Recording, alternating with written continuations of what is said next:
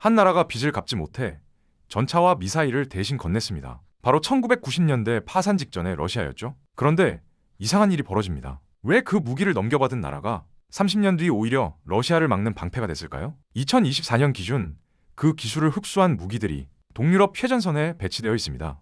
채무자가 건넨 칼이 채무자의 목을 겨누게 된 기막힌 역전극. 영상을 끝까지 보시면 그 진실이 공개됩니다. 1991년 소련이 무너졌습니다. 냉전의 한 축이 사라지는 역사적 순간이었죠. 그런데 이 거대한 붕괴 속에서 한국 정부는 골치 아픈 문제 하나와 마주하게 됩니다. 돈을 받아야 하는데 받을 곳이 없어진 겁니다. 1990년 한국은 소련과 수교하면서 30억 달러를 빌려줬습니다. 당시로서는 상당한 금액이었어요. 소련 입장에선 체제 전환기에 절실히 필요한 외화였고 한국 입장에선 북방 외교에 물꼬를 트는 전략적 투자였죠. 그런데 채권자가 돈을 받기도 전에 채무국이 지도에서 사라져버린 겁니다. 러시아가 소련의 빚을 승계했지만 갚을 능력이 없었습니다. 1990년대 러시아 경제는 그야말로 아수라장이었어요. 물가 상승률이 한 해에 2,500%를 찍었습니다. 어제 1,000원이던 빵이 오늘은 25,000원이 되는 상황을 상상해보세요. 국가 전체가 파산 상태나 다름없었죠. 현금은 없고 빚 독촉은 계속되는 막다른 골목에서 러시아가 꺼내든 카드는 의외의 것이었습니다.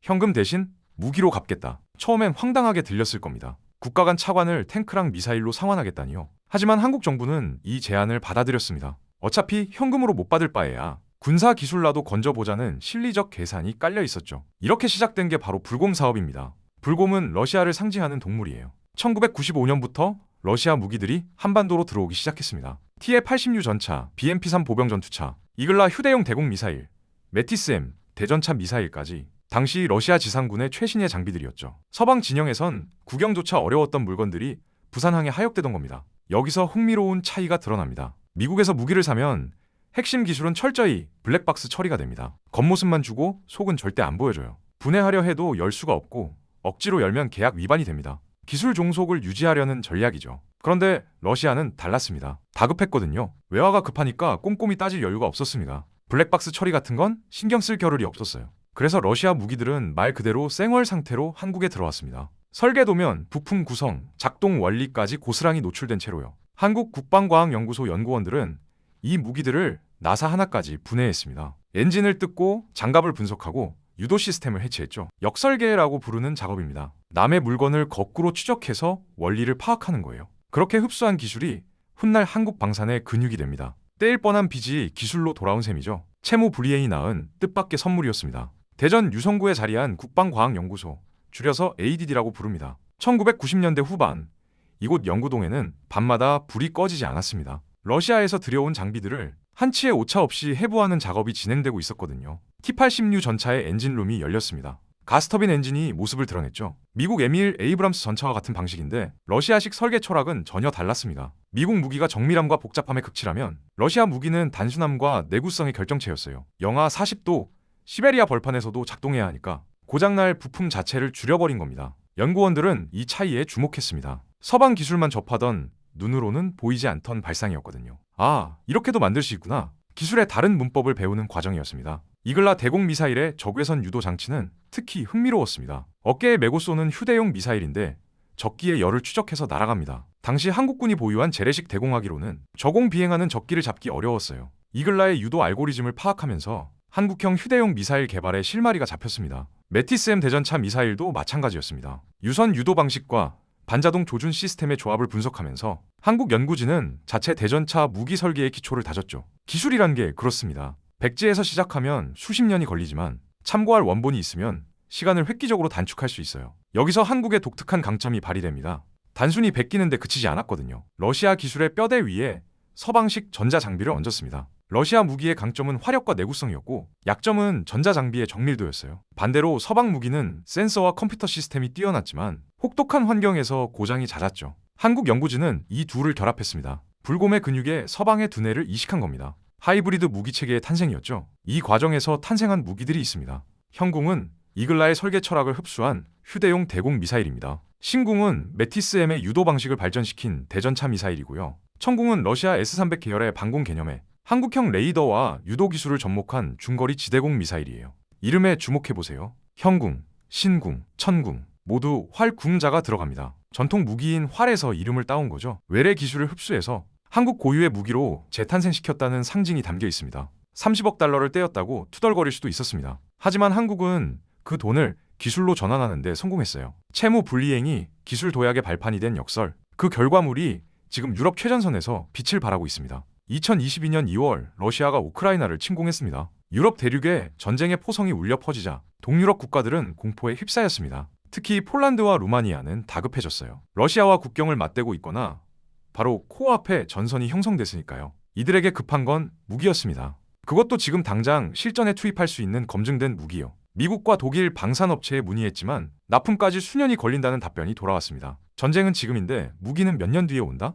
받아들일 수 없는 조건이었죠. 이때 등장한 게 한국입니다. K2 전차, K9 자주포, FA-50 경공격기, 천궁 미사일, 한국 무기들이 동유럽으로 물밀듯 밀려들었습니다. 폴란드는 K 전차 1000대를 주문했고 K9 자주포 600문 이상을 계약했어요. 역대 한국 방산 수출 사상 최대 규모였습니다. 여기서 역사의 기막힌 반전이 드러납니다. 폴란드에 배치된 K2 전차의 현가장치, 그러니까 차체를 지탱하는 서스펜션 시스템에는 T-80U에서 영감받은 기술이 녹아 있습니다. 천궁 미사일의 요격 알고리즘에는 러시아 방공체계 연구에서 얻은 통찰이 반영됐고요. 러시아가 빛 대신 건넨 기술이 30년이 지나 러시아의 진격을 막는 방패로 쓰이고 있는 겁니다. 채무자가 건넨 칼이 채무자의 목을 겨누게 된 셈이죠. 기술 이전의 나비 효과가 이처럼 극적으로 드러난 사례는 찾기 어렵습니다. 왜 동유럽은 한국 무기를 선택했을까요? 세 가지 이유가 있습니다.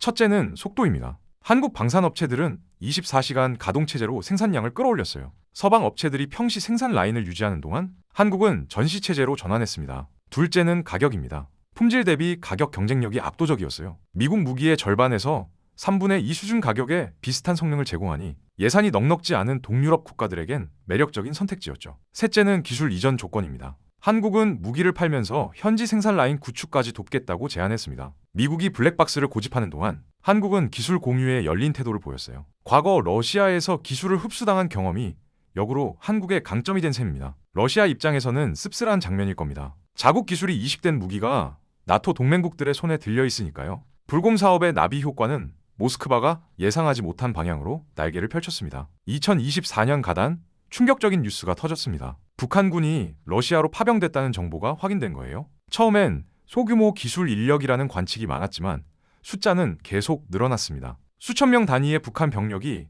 우크라이나 전선 인근에 배치됐다는 보고가 쏟아졌죠. 한반도 안보 지형이 흔들리기 시작했습니다. 북한과 러시아가 피로 맺어진 혈맹처럼 움직이고 있으니까요. 러시아는 북한에 군사 위성 기술과 식량을 제공하고 북한은 러시아에 포탄과 병력을 보내는 구조가 형성됐습니다. 러시아의 대한군 메시지도 달라졌습니다. 한국이 우크라이나에 살상 무기를 지원하면 러시아도 상응하는 조치를 취하겠다. 외교적 언어로 포장됐지만 사실상 협박에 가까웠어요. 북한의 첨단 군사 기술을 넘기겠다는 암시였죠. 상황을 정리하면 이렇습니다. 한국 무기가 동유럽에 팔려 러시아군과 맞서고 북한군은 러시아 편에서 싸우고 러시아는 한국을 협박하고 있어요. 지정학적 긴장이 한반도를 휘감고 있는 형국입니다. 그런데 이 구도를 자세히 들여다보면 이상한 점이 보입니다. 러시아가 정말 한국을 완전히 적으로 돌렸다면 외교 채널을 끊어버리면 됩니다. 대사관을 폐쇄하고 모든 협력을 중단하면 되죠. 하지만 러시아는 그렇게 하지 않았어요. 주한 러시아 대사의 발언을 보면 흥미로운 뉘앙스가 읽힙니다. 한국은 비호국 명단에 있지만 비호국 중에서 가장 우호적인 나라다. 모순처럼 들리는 이 문장에 러시아의 속내가 담겨 있어요. 문을 완전히 닫지 않겠다는 신호입니다. 러시아가 북한과 공개적으로 밀착하면서도 한국에 여지를 남기는 이유가 뭘까요? 단순히 외교적 수사가 아닙니다. 러시아에겐 한국이 필요하거든요. 그것도 절박하게요. 표면적으로 러시아는 승승장구하는 것처럼 보입니다. 서방 제재를 버티고 있고 중국과 무역을 늘리고 있으며 북한까지 끌어들였으니까요. 하지만 이 그림의 이면에는 모스크바가 결코 원하지 않는 시나리오가 진행되고 있습니다. 서방과 단절된 러시아 경제가 어디로 기울고 있는지 보면 푸틴의 진짜 고민이 드러납니다. 2024년 기준 러시아에서 팔리는 자동차 10대 중 5대 이상이 중국산입니다. 스마트폰은 더 심해요. 10대 중 6대가 중국 브랜드죠. 서방 기업들이 철수한 빈자리를 중국이 통째로 삼켜버렸습니다. 숫자만 보면 러시아가 잘 버티고 있는 것처럼 보입니다. 어차피 물건은 들어오니까요. 하지만 크렘린의 시선은 다릅니다. 경제의 핏줄이 한 나라에 쏠리는 건 독립의 상실을 의미하거든요. 역사적으로 러시아는 어떤 나라의 아래에 있는 걸 극도로 싫어합니다. 광활한 영토와 풍부한 자원을 가진 대국이라는 자의식이 강해요. 냉전 시절에는 미국과 대등하게 지구를 양분했던 초강대국이었죠. 그런 나라가 지금 중국 공산품에 의존하고 있습니다. 문제는 시간이 갈수록 의존도가 깊어진다는 점입니다. 중국산 부품 없이는 자동차 생산 라인이 멈춥니다. 중국산 전자장비 없이는 통신망 유지가 어려워요. 경제 제재가 길어질수록 이 사슬은 더 단단해지죠. 푸틴이 두려워하는 시나리오가 바로 이겁니다. 러시아가 중국의 자원 공급지이자 값싼 시장으로 전락하는 미래예요. 경제학에서는 이걸 식민지형 무역 구조라고 부릅니다. 더 미묘한 문제도 있습니다. 극동 러시아 지역이에요. 시베리아 동쪽, 그러니까 블라디보스토크 일대는 땅은 넓은데 인구가 적습니다. 반면 국경 너머 중국 동북 삼성에는 1억 명이 넘는 사람들이 살고 있죠. 인구 밀도 차이가 수십 배에 달해요. 중국 자본과 인력이 이 지역에 스며들고 있습니다. 당장은 합법적인 경제 활동이지만 장기적으로 이 지역의 실질적 주인이 바뀔 수 있다는 우려가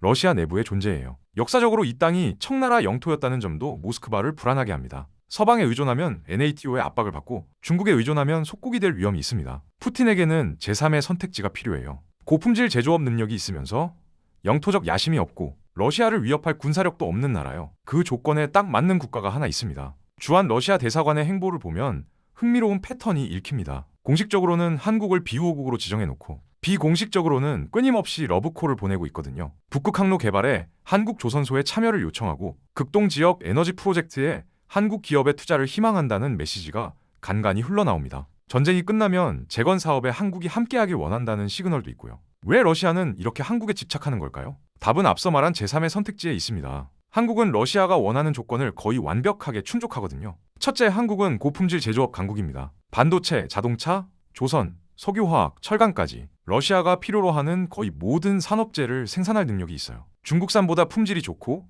서방 제품보다 접근성이 높죠. 둘째, 한국은 영토적 야심이 없습니다. 한반도 밖으로 세력을 확장하려는 의도가 전혀 없어요. 러시아 입장에서 이건 엄청난 안도 요소입니다. 중국은 역사적 영유권을 주장할 수 있는 지역이 러시아와 맞닿아 있지만 한국은 그런 이슈가 없으니까요. 셋째, 한국은 러시아를 군사적으로 위협할 위치에 있지 않습니다. 지리적으로 떨어져 있고 한국군의 존재 이유는 북한 억제예요. 러시아 본토를 향한 공격 능력이나 의지가 없죠. 일본도 비슷한 조건을 갖추고 있지만 영토 분쟁이 걸려 있습니다. 쿠릴 열도, 일본 명칭으로는 북방 4개 섬을 둘러싼 갈등이 해결되지 않았어요. 일본과의 협력에는 정치적 장벽이 높습니다. 결국 한국은 러시아에게 안전한 파트너 후보군에서 거의 유일한 옵션이에요. 물론 지금 당장은 불가능합니다. 전쟁이 진행 중이고 한국은 서방편에 서 있으니까요. 하지만 러시아는 전쟁이 영원히 계속되지 않는다는 걸 알고 있습니다. 그래서 문을 완전히 닫지 않는 겁니다. 비우호국 중 가장 우호적이라는 모순된 표현이 바로 그 증거죠. 언젠가 상황이 바뀌면 다시 손잡을 수 있도록 최소한의 끈은 유지하겠다는 메시지입니다. 러시아 시민들의 마음속에도 한국의 자리가 남아 있습니다. 러시아인들에게 가장 쓰고 싶은 스마트폰이 뭐냐고 물으면 아직도 상당수가 삼성 갤럭시를 꼽습니다. 돌아왔으면 하는 외국 기업 순위에서도 삼성과 현대가 최상위권에 이름을 올리고요. 서방 제재 이후 떠난 브랜드들 중에서 한국 기업에 대한 향수가 유독 강합니다. 이유가 있어요. 러시아 소비자들은 한국 제품의 품질을 기억하고 있거든요. 중국산이 시장을 채우고 있지만 예전 삼성폰이 더 좋았다는 비교가 끊이지 않죠. 현대차를 몰던 사람들은 중국 전기차로 갈아타면서도 마감이 다르다고 투덜거립니다. 소비자 충성도는 단기간에 만들어지지 않습니다. 수십 년에 걸쳐 쌓인 신뢰예요. 한국 기업들이 1990년대 후반부터 러시아 시장에 공을 들인 결과죠. 삼성은 모스크바에 대형 쇼룸을 열었고 현대는 러시아 현지에 공장을 세웠어요. LG가전은 러시아 가정의 부엌과 거실에 자리 잡았고요. 2022년 제재로 한국 기업들이 철수하면서 이 모든 게 멈췄습니다. 공장은 가동을 중단했고 매장은 문을 닫았으며